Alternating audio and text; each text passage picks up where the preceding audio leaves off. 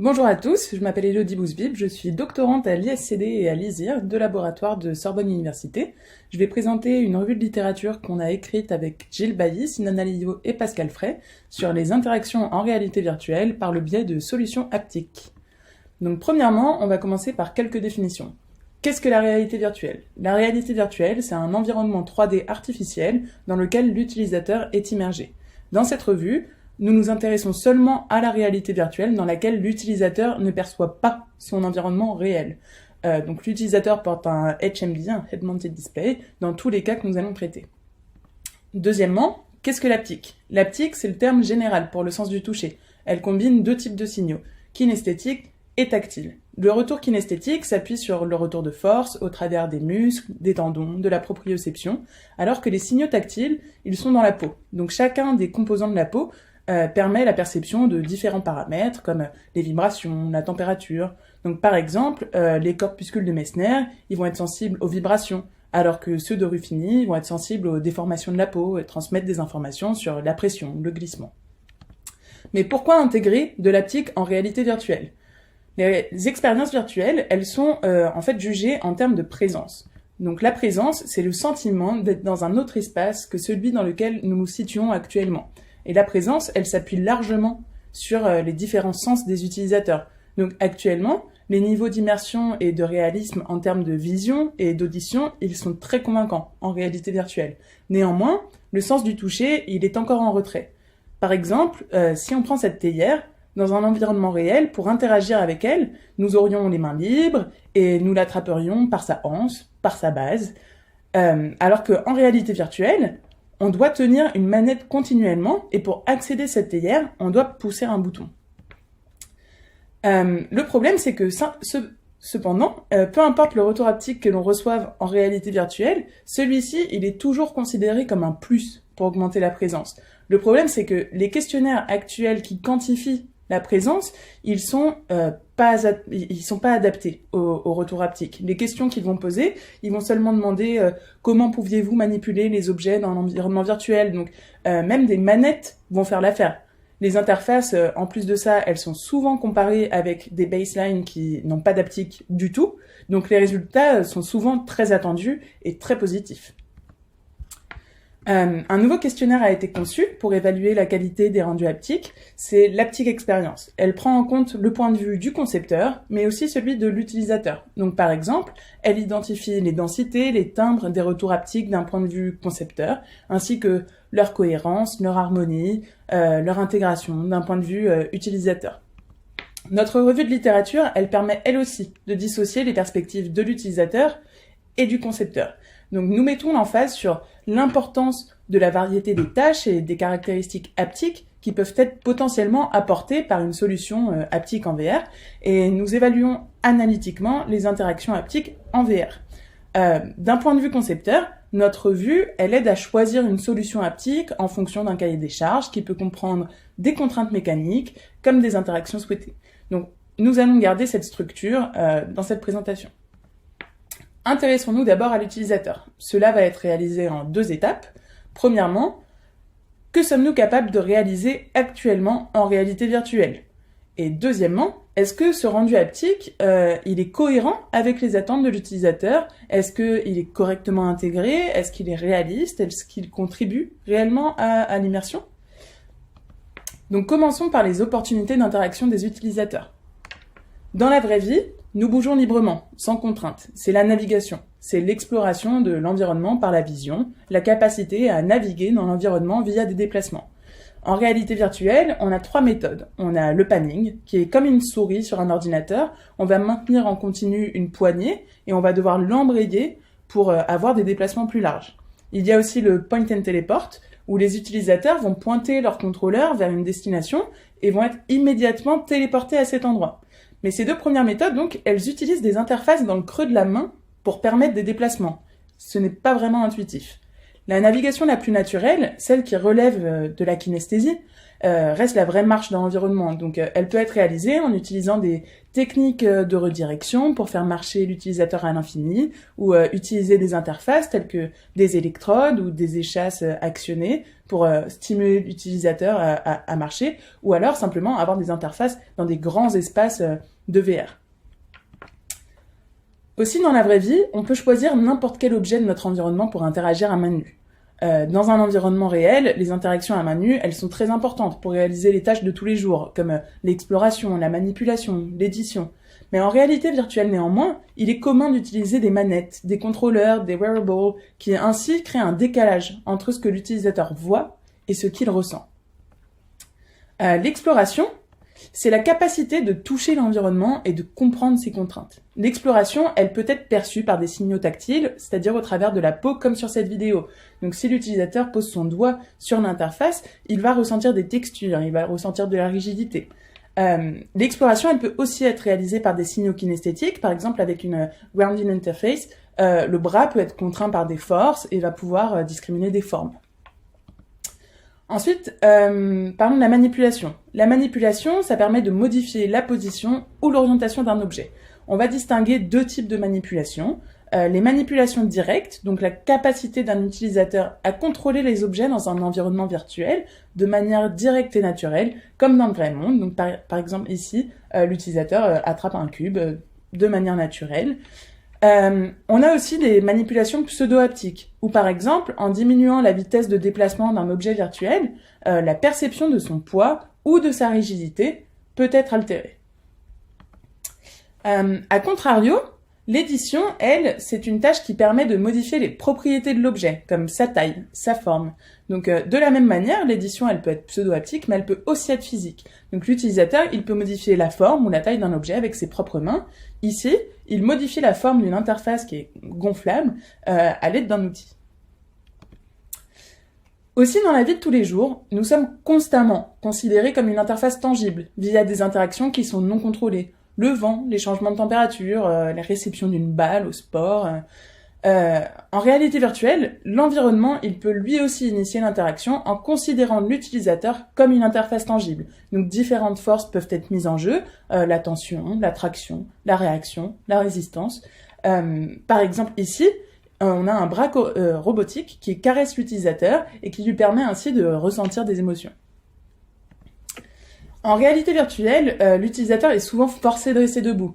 Ici, nous parlons de l'implication de tout le corps et de l'importance de cette implication pour choisir une posture.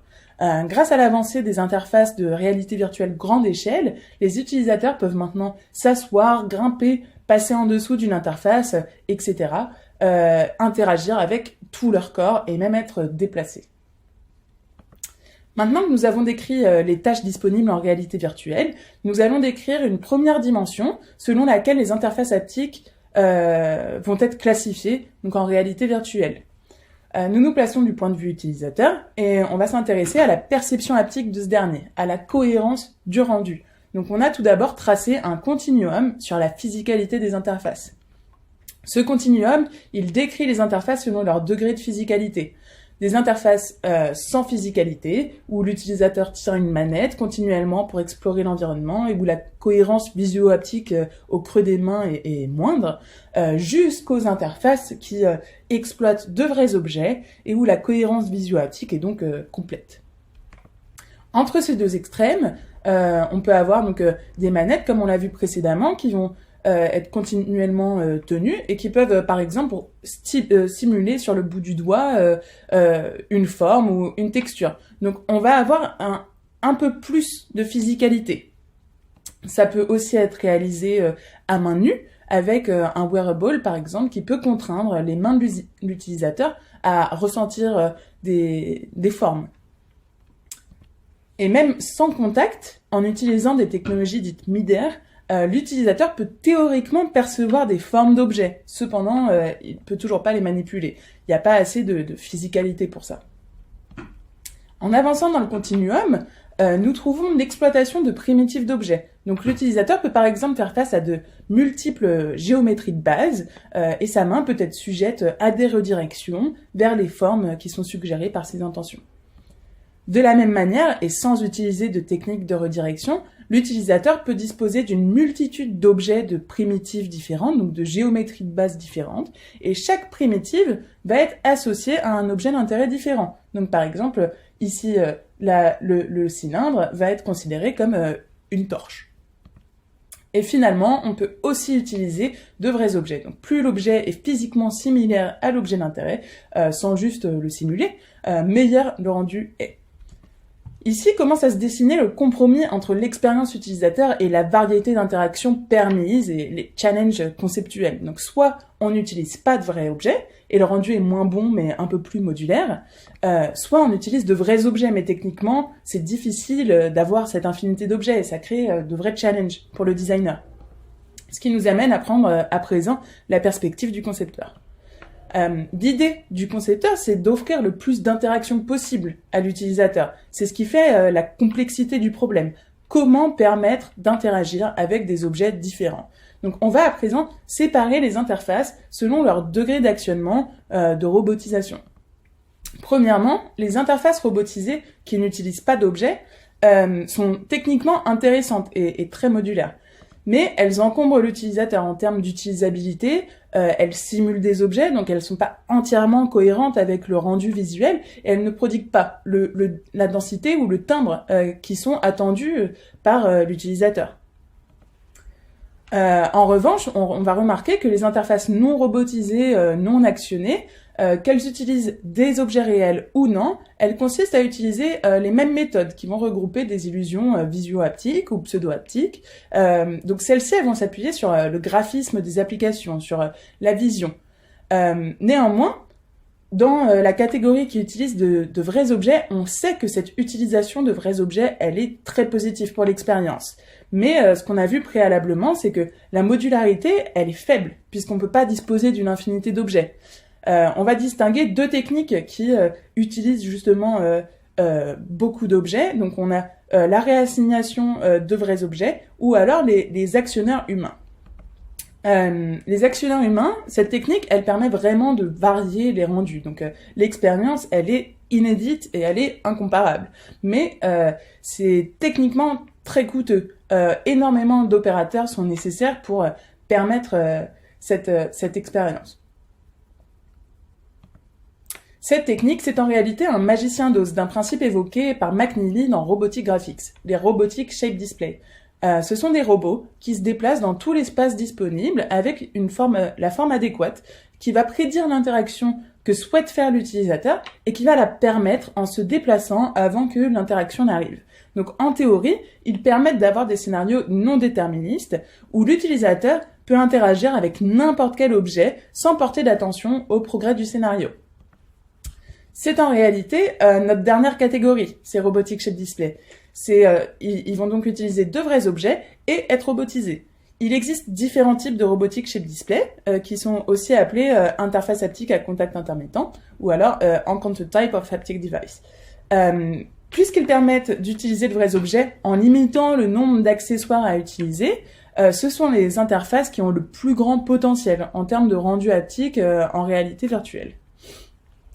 Et elles permettent donc d'avoir une grande modularité. Elles offrent le meilleur compromis à implémentation, variété de rendu, cohérence du rendu. Donc on peut par exemple avoir des essaims de robots qui vont s'assembler pour rendre des objets physiques à manipuler.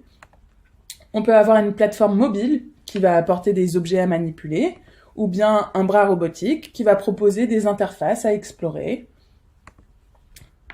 Ou encore, on peut avoir une manette qui vient directement à l'encontre de l'utilisateur pour simuler des objets. Les interfaces à contact intermittent, elles montrent donc le meilleur compromis expérience utilisateur, conception d'interface.